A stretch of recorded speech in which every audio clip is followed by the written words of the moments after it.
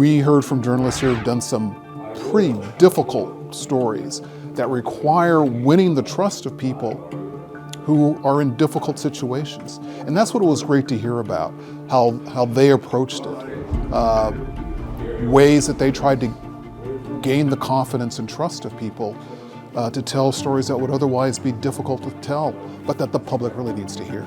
It's important, Black voices do matter. It's important for the public to hear those voices.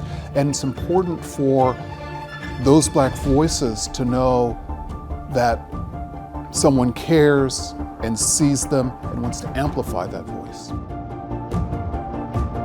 Me and other Black journalists, we talked about just the importance of storytelling in Seattle, the importance of Black storytellers in Seattle, and just walking folks through our journalistic process.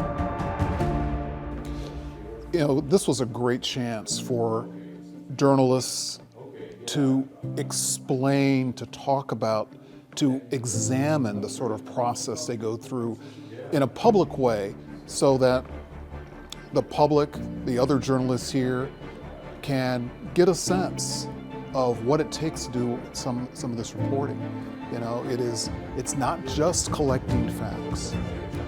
It's not just doing interviews, but it's connecting with the people who are part of those stories. Seattle Association of Black Journalists every year does a Black Voices Matter, and this time we decided to do a panel discussion about just the journalistic process and all the things that journalists go through in this community.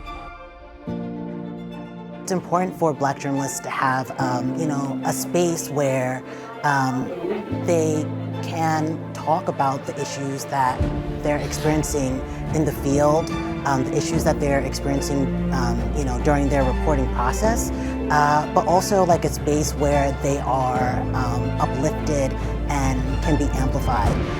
Events like this are really important for the community to know that there are Black storytellers in Seattle. Today we came down to Rainier Arts Center for SABJ's open conversation, where we really highlighted Black voices in media. And honestly, I enjoyed myself. I enjoyed getting some of their feedback, and you already know I had to ask a question at some point. Those moments when your editors are like, girl, did you really mean to say that? And obviously you meant it when you wrote it, but sometimes there's that fine line that gets magnified. So how do you guys have those conversations to where your piece is still able to come out, but you're not lost in that piece? Probably one of the most powerful relationships in journalism has to be between the writer and the editor, right? And if you have that relationship, then you have the trust. But when you come to spaces like this, you're speaking to your own family, your friends. It's a trusted and sacred space. So whatever you need to ask, you're able to ask it and get honest answers to your questions.